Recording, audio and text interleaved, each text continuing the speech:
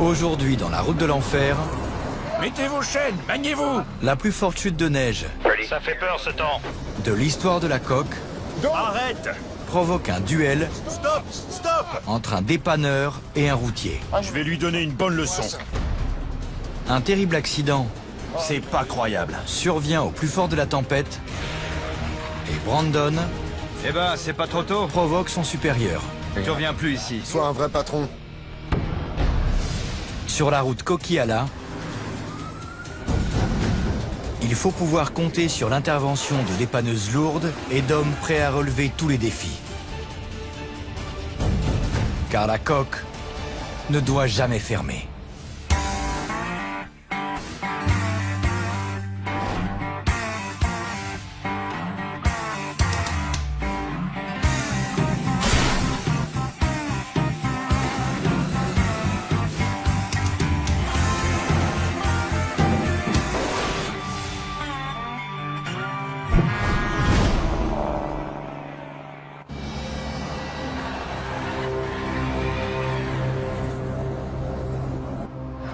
Virez-moi cet imbécile de là. Il est 2 heures du matin en Colombie-Britannique. Sur la Coquillala, les conducteurs ont les nerfs à vif et les esprits s'échauffent. Mettez vos chaînes, maniez-vous. Je vais rouler sur cette voie, il y a que là que j'ai de l'adhérence.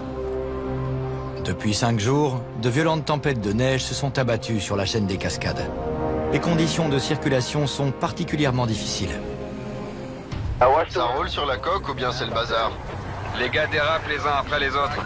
Le panneau indique « Équipez-vous, importante chute de neige ». La neige est lourde et humide, et le risque d'avalanche est le plus élevé de l'année. Avec tous ces gens à l'arrêt, la zone d'avalanche serait bloquée en un rien de temps. On ne veut pas de ça. Plus de 70 couloirs d'avalanche menacent la Coquillala, l'une des portions de route les plus dangereuses d'Amérique. Plusieurs dizaines de poids lourds sont en rade dans la zone d'avalanche. Il paraît qu'il va tomber 60 cm cette nuit. Ouais, ça devrait pas tarder. De haut en bas de la coque, les conducteurs ne veulent qu'une chose, Ça fait peur ce temps. sortir de là avant que la situation n'empire. En ce moment, c'est bouché sur 2 ou 3 kilomètres. J'arrive en marche arrière. Depuis que Jamie a envoyé le plus gros de son équipe dans l'Alberta, son concurrent Al Quiring règne en maître sur la coque. Ramponnez-vous bien. Je n'ai absolument aucune visibilité en marche arrière. Mais il n'y a pas de temps à perdre. Il faut dégager la route. Ce soir, Al fait équipe avec son associé Gord Boyd J'adore la pagaille. pour maintenir la coque ouverte. Ça les stresse quand il y a des bouchons dans la zone d'avalanche. C'est important d'intervenir vite. Al est accompagné de son fils Carrie. J'ai amené un apprenti pour une fois. C'est un chouette moment entre père et fils. Je vais arrimer le camion. Carrie participe pour la première fois à un dépannage sur la coque. Je vais apprendre à tracter un poids lourd en montagne. J'ai un bon prof.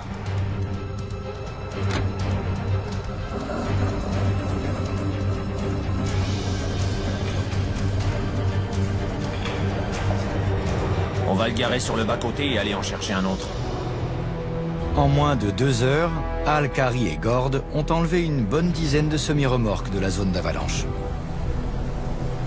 C'est la pire tempête de neige qu'on ait eue depuis 20 ans. À 1300 km de là, au nord de l'Alberta,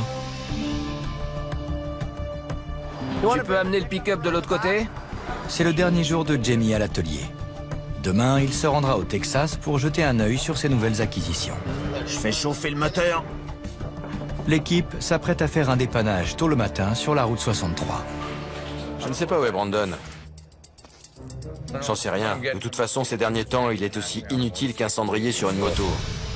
Je me demande si tu sais où tu mets les pieds. C'est l'endroit le plus rude que je connaisse. Ouais. Il y a 2 semaines, Jamie a décidé que son beau-fils était prêt à affronter les rigueurs de l'hiver dans l'Alberta.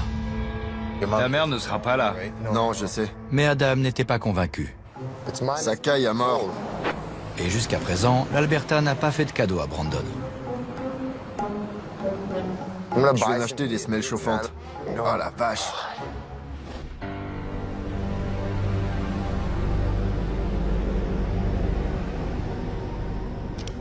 Il dort encore, il a décidé de prendre sa journée.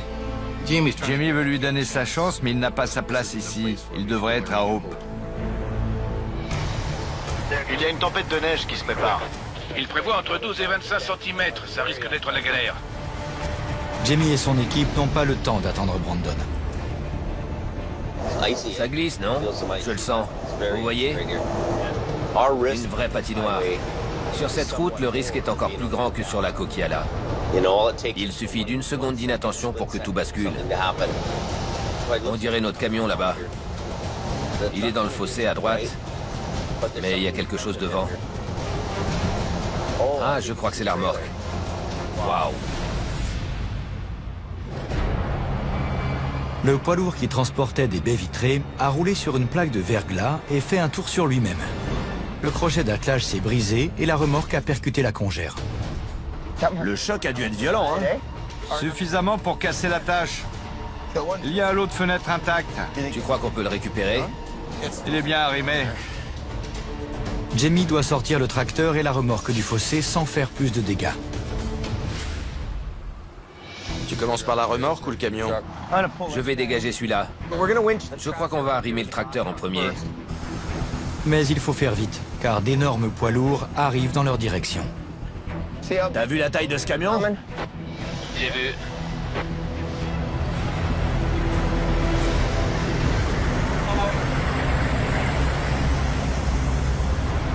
Regardez ça. C'est comme si un immeuble venait de nous passer devant. Ça m'impressionne à chaque fois. La rotator paraît minuscule. C'est un convoi exceptionnel de 4 poids lourds. Il y en a 2 autres qui arrivent de Boyle. Ils prennent les 2 voies. Je leur ai dit que la route serait dégagée. Les convois exceptionnels, ça coûte beaucoup d'argent. Le matériel qu'ils transportent est attendu sur d'énormes chantiers. En gros, ils priment sur tout le reste. L'équipe n'a qu'un petit créneau avant l'arrivée du prochain camion. La pression était énorme. Il fallait sortir le tracteur du fossé et leur libérer le passage. Je voudrais pas me prendre ça dans la tronche.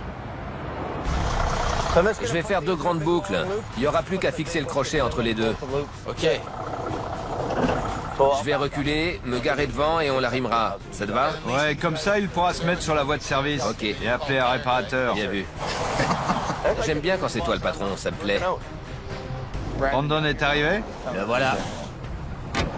Dépêche-toi, prends ton panneau, allez! La route est bloquée? Ouais.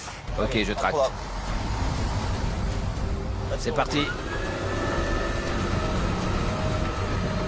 J'espère qu'ils savent qu'on est en route. Moi, je m'arrête pas. Et il y a la fin du convoi qui approche. Un des camions arrive, il faut dégager la chaussée. Le voilà. C'est bon, ouais, par là. Allez jusqu'à la voie de service. Le pneu est lacéré. Il faut que je le laisse passer.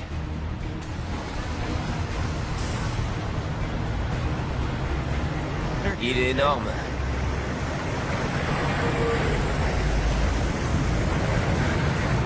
Il ralentit même pas. On voit pas ça sur la Coquillala. Maintenant que le camion est en lieu sûr, il reste encore à déblayer la remorque remplie de verres brisés. Fais gaffe, patron. Il neige à gros flocons du côté d'Othello. La vache, c'est un sacré blizzard. Pour l'instant, j'ai aucune visibilité. En Colombie-Britannique, la pire tempête de neige de l'histoire de la Coquillala fait toujours rage en altitude. C'est moche, moche, très moche. Le routier Sheldon German emprunte la coque presque tous les jours. Il a rarement vu des conditions météo aussi mauvaises. Saleté de neige fondue. Ça me fait déraper. Tant bien que mal, Sheldon tente de gravir la coque pour aller chercher un chargement de bois. Quand vous arriverez au sommet en direction du sud, faites vraiment gaffe.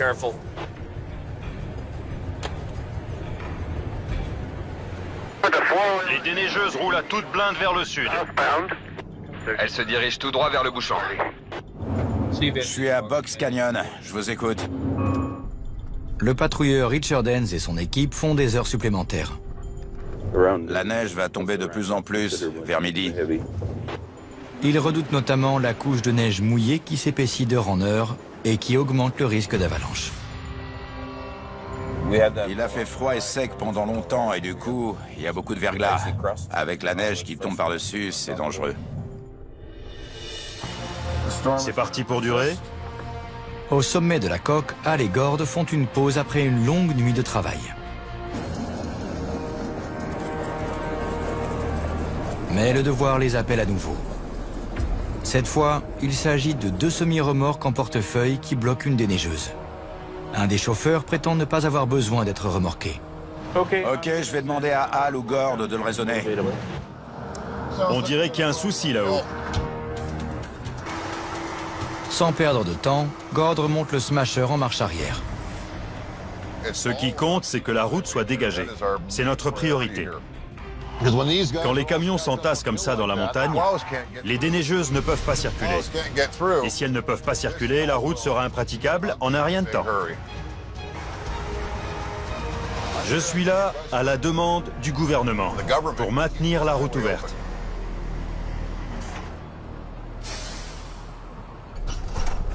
Je reviens tout de suite.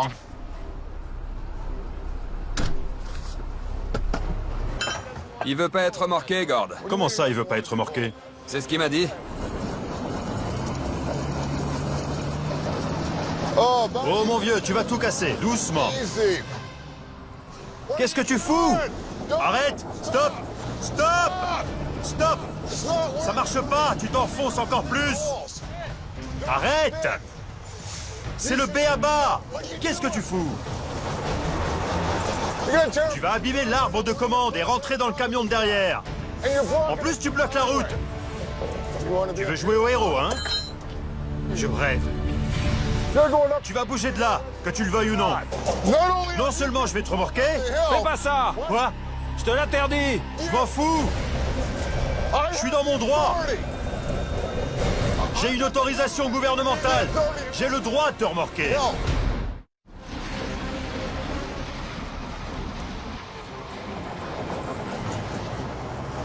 Tu le fais exprès ou quoi? Quoi? T'as laissé ton cerveau chez toi? T'es pas obligé de m'aider, mais je vais te remorquer. Tu bloques la route. Je refuse de payer. Je m'en tape du fric. Ferme-la et mets-toi au volant. Je dois te remorquer. C'est pas vrai. Si, c'est vrai.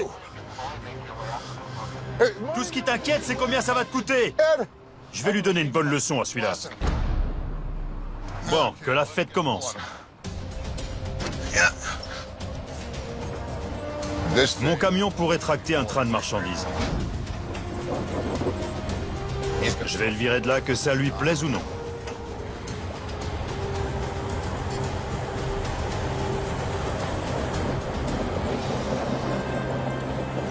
C'est bon, je l'ai remorqué. Mes félicitations, Gord. J'arrime le châssis. Une tempête de neige se prépare dans l'Alberta. Jamie et son équipe ont peu de temps pour redresser une remorque remplie de verre. Le dernier camion du convoi exceptionnel est à l'approche. La voie est libre, mais la prudence est de mise. Les routes sont verglacées, les gens sont pris au dépourvu. On voit beaucoup de collisions évitées de justesse sur la 881 et la 63. Il n'y en avait pas autant en Colombie-Britannique. Eh, Brandon, dès que le camion passe, Tu brandis ton panneau, ok? Ouais. Pour Brandon, c'est une toute nouvelle expérience. J'ai eu une peur bleue qu'il se fasse renverser par un poids lourd. Je ne veux pas qu'il meure sur cette route.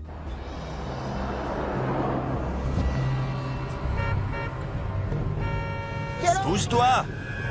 Fais gaffe! C'est notre pick-up. Ils l'ont touché? Affirmatif. Ils ont failli me percuter. J'étais là, et une voiture s'est mise à déraper et a embouti le pick-up. Quand je vois certains conduire, je me demande ce qui leur prend. Je rêve. Je n'en reviens pas. Je n'ai jamais eu aussi peur de ma vie. Ici, il faut redoubler de prudence. Les dieux du remorquage ne sont pas toujours là. C'était moi une. On peut dérouler le câble? On va le tracter sans toucher au verre. Si tout va bien, il restera en place. Peut-être bien. À votre avis, il y a des chances pour que ça tombe? Ah ouais. Vous croyez? Ouais. Il faut redresser la remorque en douceur. S'il y a plus de casse, cela risque de coûter cher aux clients et de mettre l'équipe en danger. Attention, si ça tombe, ce sera pour ta pomme.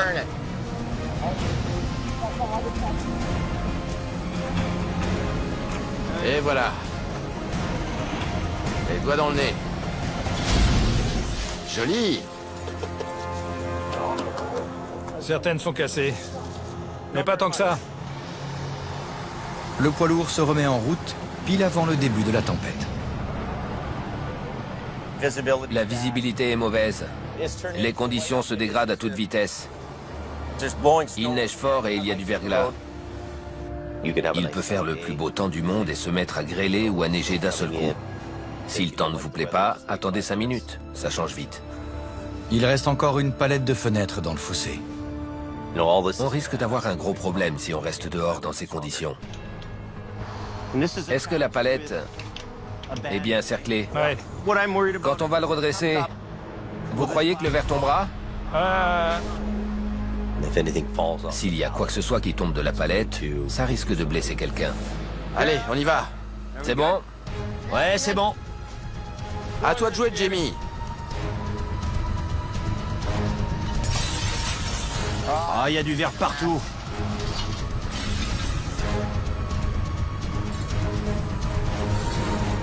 Je veux pas y toucher. Mes mains, j'y tiens. Recule au cas où. 60 cm. 30. Stop, stop. Je la pose. Ok.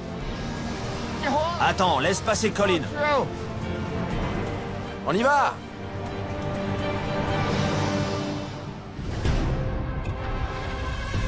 Il devrait tomber 60 cm de plus pendant la nuit.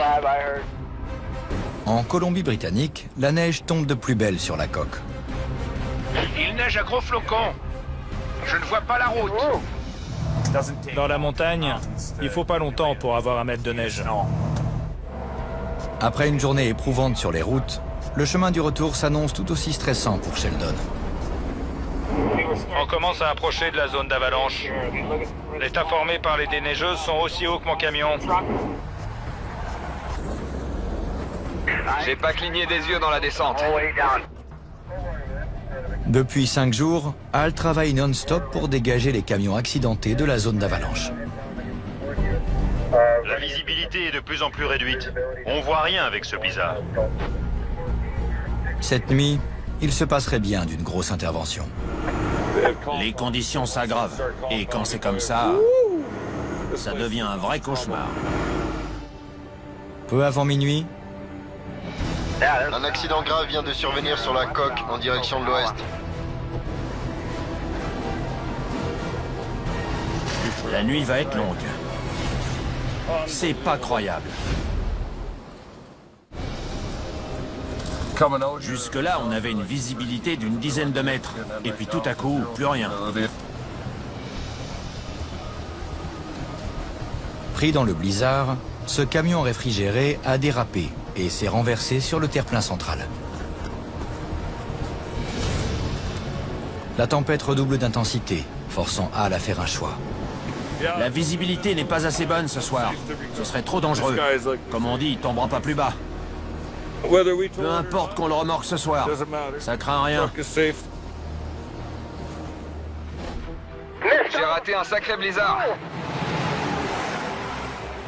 Comment sont les routes ce matin? C'est de la soupe. C'est bien tombé la nuit dernière, la vache. Ce matin, après une série de tempêtes de neige, une accalmie semble enfin s'installer sur la coque. Les artificiers attendaient ce moment avec impatience. C'est notre seul créneau.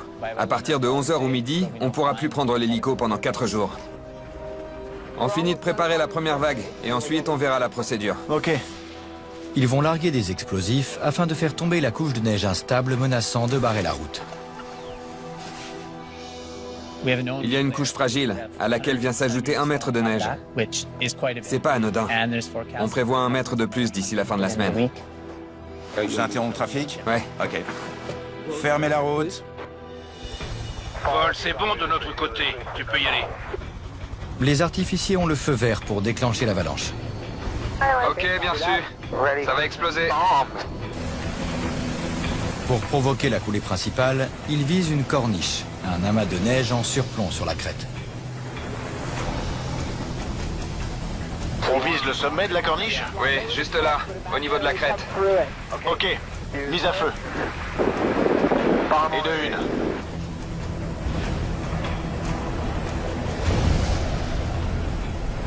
Et de deux.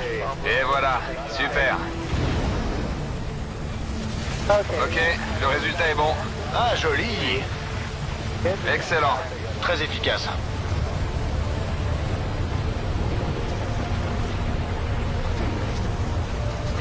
C'est une belle coulée, non? Ouais. C'est un très bon résultat. Nickel. C'est ce qu'on voulait. Avant que la circulation ne soit rétablie, les artificiers se dirigent vers le sommet.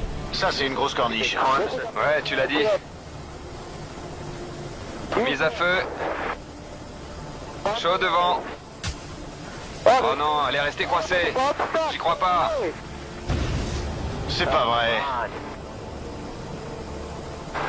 On n'arrivera à rien avec nos explosifs, Paul.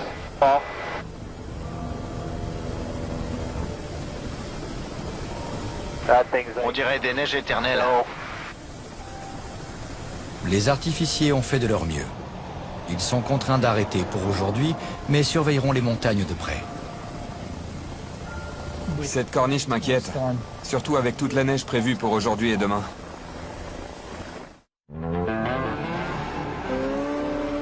À 3500 km au sud, dans la ville de San Antonio, au Texas,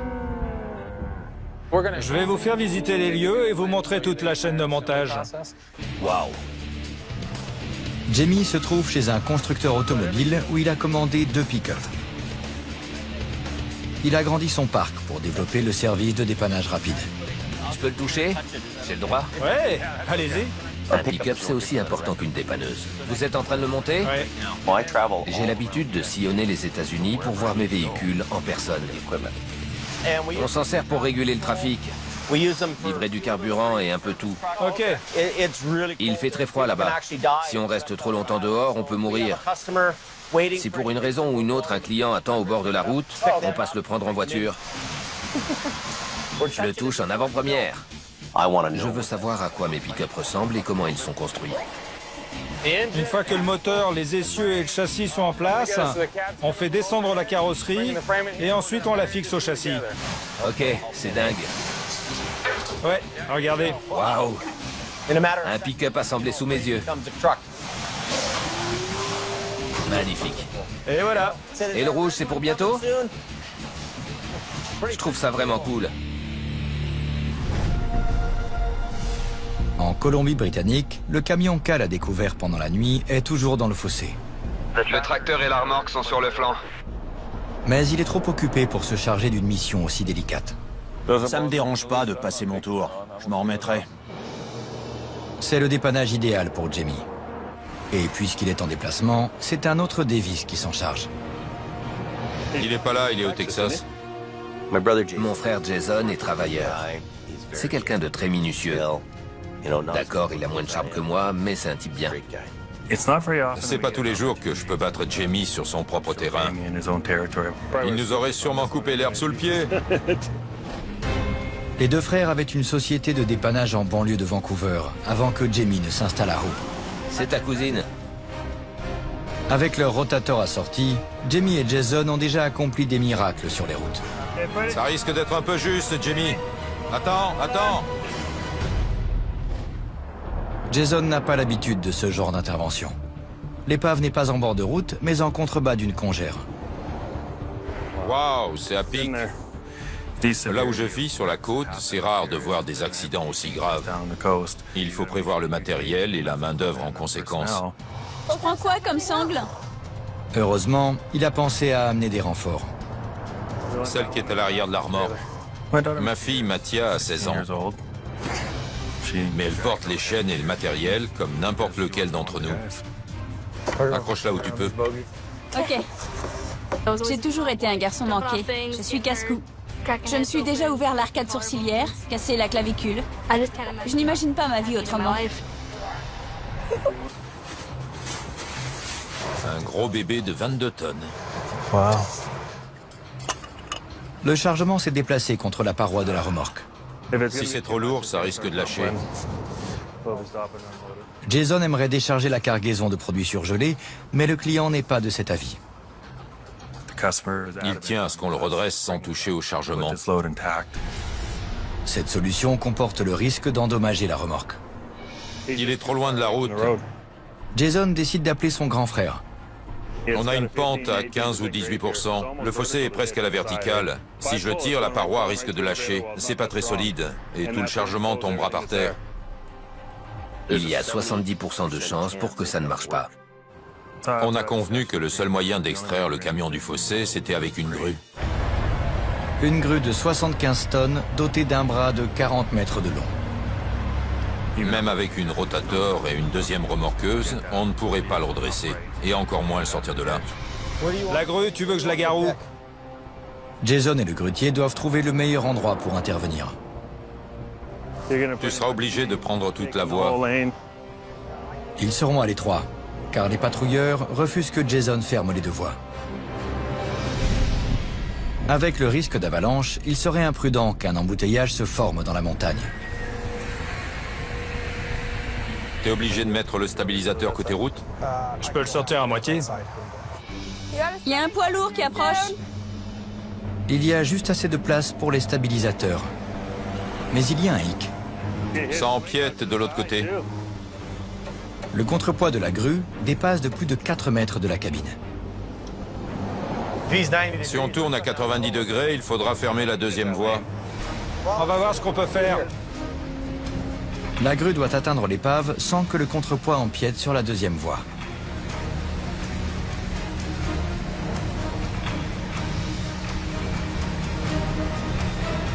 Il n'y a pas assez de place pour la grue. Si on peut pas fermer l'autre voie... Non, ils veulent pas. Il n'y a pas moyen. Le grutier n'a pas assez de place pour manœuvrer. Jason doit tout arrêter avant même d'avoir commencé. On remballe pour l'instant. Ouais. Devoir plier bagages sans avoir rempli notre mission, c'est un coup dur pour toute l'équipe. S'il fermait la route, je pourrais me mettre de biais pour le soulever. Voilà une journée de gâchets. Jason refuse d'échouer sur le territoire de son frère. Il cherche une solution. Ne jamais repartir les mains vides. Jamie est plus âgé et mieux équipé. Mais mon père veut montrer à son grand frère de quoi il est capable. Il est introuvable, comme d'habitude. Dans l'Alberta, Jamie est parti depuis quelques jours seulement. Mais déjà, le climat se dégrade entre Brandon et Adam.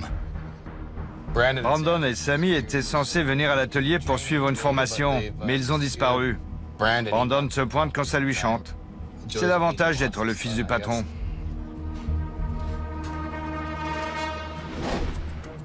Il fait froid, la vache. Les signaleurs n'ont pas beaucoup de temps libre. Ça fait un bail que je suis pas monté sur la glace. Tu m'étonnes. Brandon fait une pause dès que l'occasion se présente. Je fais absolument tout ce qu'on me dit de faire. J'enchaîne les petits boulots. Je donne un coup de main sur les routes. Je suis un vrai couteau suisse. Oula! Vas-y, mollo! Je prends ce travail très au sérieux. Je voudrais bien devenir chef d'entreprise. Un jour, j'aimerais passer du statut d'employé à celui d'employeur. C'est le but. J'ai marqué! Ça y est? Ils ont sorti le camion du fossé?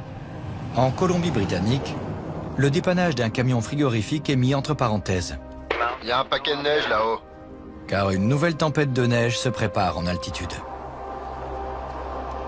C'est très compact au sommet. Ça commence à se dégrader à Larson. Le bon sens, c'est ce qui vous sauve sur les routes de montagne. Une fois de plus, Sheldon doit emprunter le Smasher. Mais il vient d'entendre un avertissement à la radio. Ils déconseillent d'aller là-haut. C'est trop risqué. Il recommande d'emprunter une autre route si possible. Les patrouilleurs sont de sortie à Sowaka. Ils régulent le trafic. Ils nous font nous arrêter dans une zone d'équipement. Les conditions sont tellement mauvaises que les agents contrôlent la circulation dans la montagne. On va en laisser passer 2 à la fois et les espacer, pour leur sécurité. Sans cela, un embouteillage provoqué par un accident pourrait exposer plusieurs centaines de conducteurs au risque d'avalanche. Ça dégénère vite avec un temps pareil. On l'a appelé à 9h. Je sais pas où il est. À Lac-la-Biche, c'est le milieu de l'après-midi. Et Brandon n'a toujours pas donné signe de vie. Pourvu qu'il arrive bientôt. J'aime pas quand le boss est en colère. Il y a du bazar partout. Les tables sont pas nettoyées. Il aurait pu au moins ranger ses affaires. Le chauffeur routier Kelly Davis, un autre frère de Jamie, est de passage en ville. Il comprend la réaction d'Adam. Tout ce qu'il veut, c'est que ses employés fassent leur boulot. C'est pas facile pour lui. J'en ai marre de fliquer Brandon sans arrêt. Tu fais quoi, Théo? Il dort jusqu'à 11h tous les jours. Je l'ai pris à l'essai, mais puisque ça ne va pas, qu'il rentre chez lui.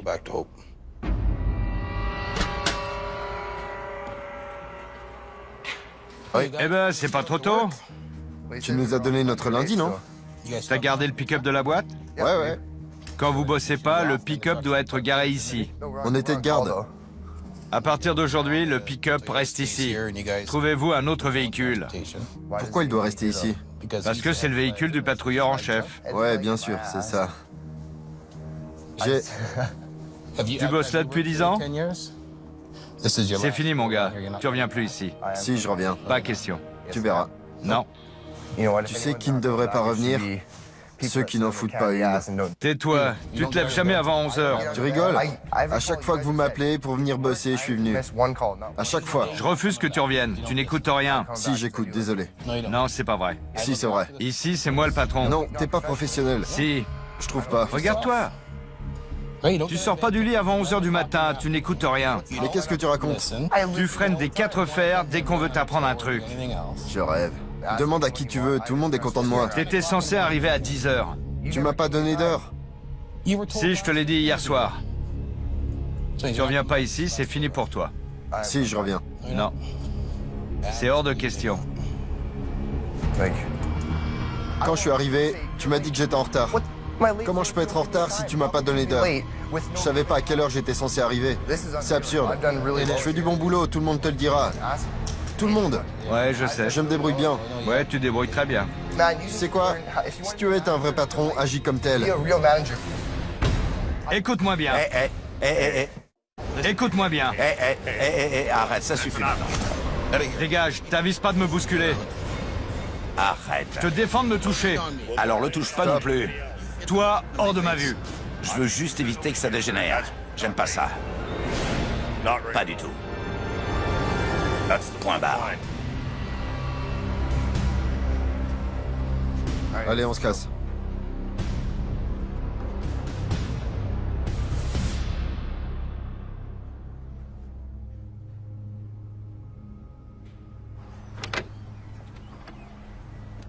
Un vrai patron? Un vrai patron l'aurait viré dès le premier jour.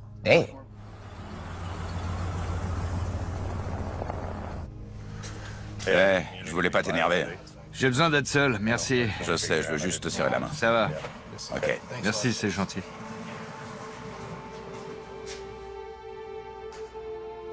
J'en veux à Brandon parce qu'il m'a traité de mauvais patron. Il ose me dire ça à moi. Il ne sait pas ce que c'est de bosser dur ou d'en baver. On essaie de l'aider, ce gamin. Et il nous manque de respect à chaque fois. Je capitule, je lève le drapeau blanc. J'irai bosser pour quelqu'un d'autre.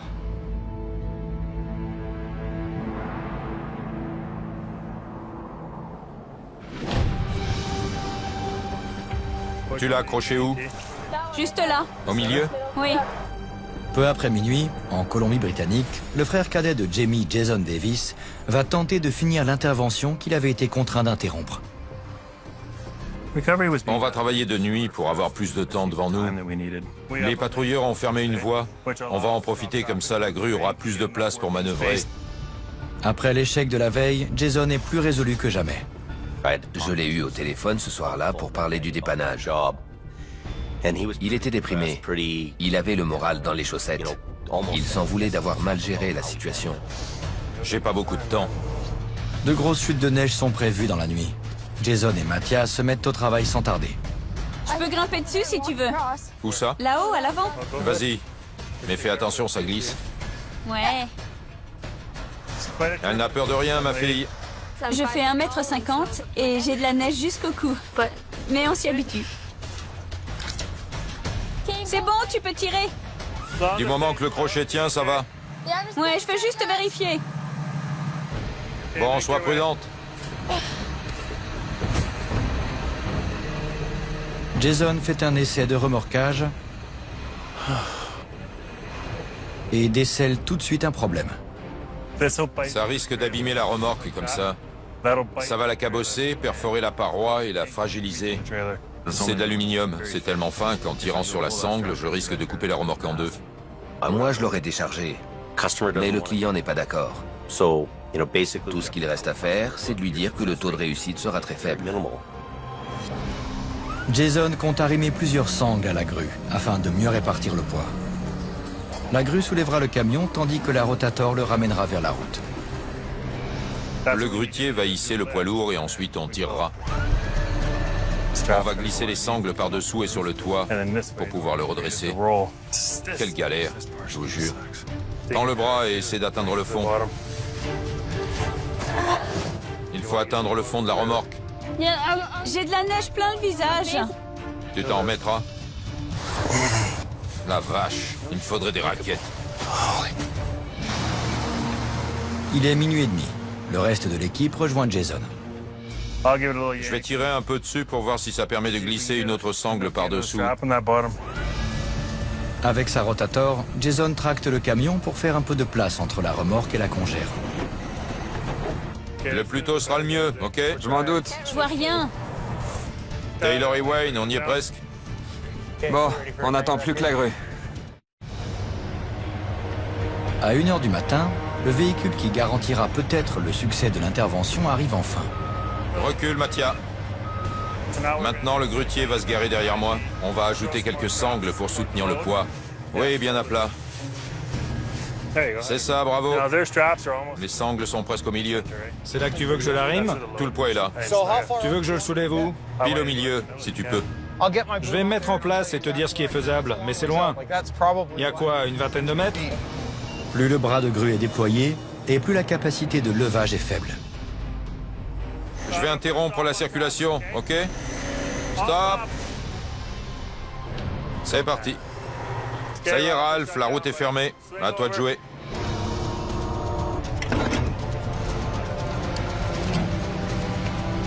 Fais ce que tu peux. Doudou. Le camion et son chargement pèsent 40 tonnes. Surcharger une grue située au bord d'un fossé peut avoir des conséquences désastreuses.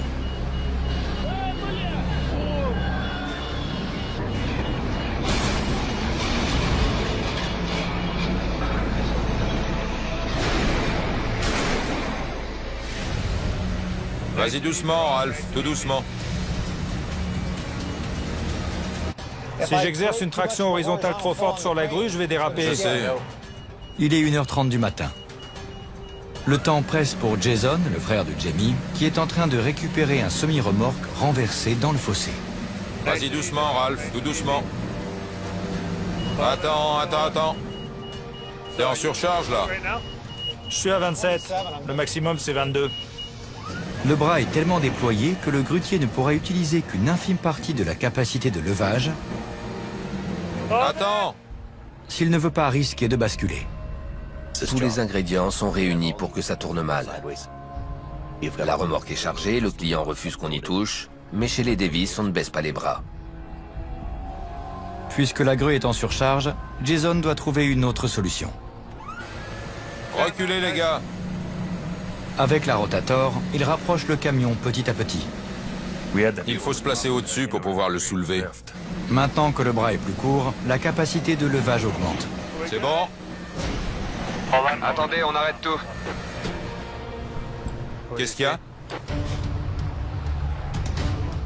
Ça se déforme déjà. Où ça? Là? Ouais, les deux. Devant et derrière? C'est ça. Si les sangles sont placées au mauvais endroit ou si l'angle n'est pas bon, la remorque peut se couper en deux. Celle-là, tu vois? Tout le poids est là. Il y a trop de pression au même endroit. La paroi de la remorque commence à se déformer autour des sangles. Jason doit distribuer le poids de façon uniforme. Quelqu'un peut m'apporter une cornière?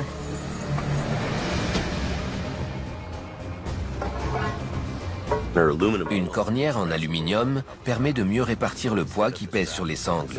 Au lieu de se concentrer sur 15 cm, la pression est répartie sur 1,20 m. Il ne fait pas bon rester là-dessous.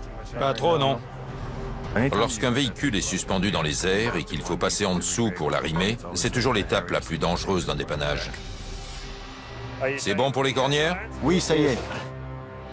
Allez-y tout doux. Tout doux avec le câble.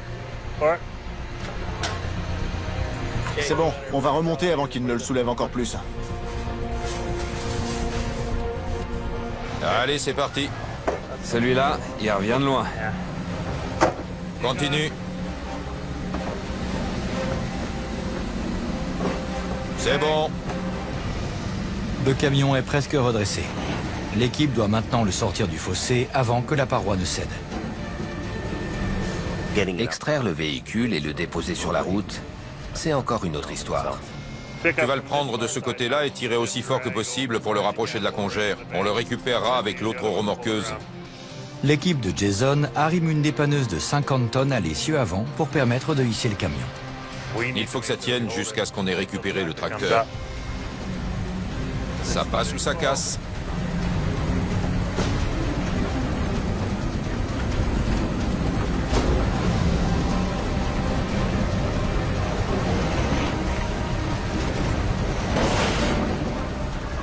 Ils veulent sûrement qu'on libère la voie.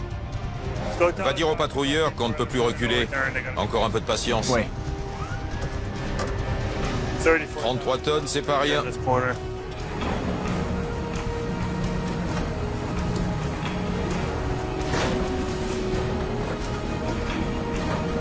Ça y est, je l'ai.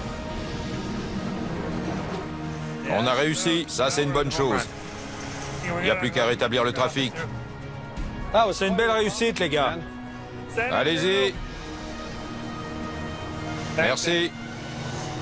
Désolé du retard. J'ai déjà fait des dépannages de ce genre, c'est galère. Dire que je suis déçu d'avoir manqué ça, ce serait mentir. Désolé, frangin. La remorque a tenu bon, le chargement est intact, on a bien géré. Comme sur des roulettes. Je suis fière. Je savais qu'il en était capable. Il n'a pas besoin de son frère. Comme dirait Jamie, c'est l'heure de l'apéro. Jason avait une pression énorme, étant donné les conditions dans lesquelles il a dû bosser. Mais chez les Davis, on est coriace. On s'accroche coûte que coûte.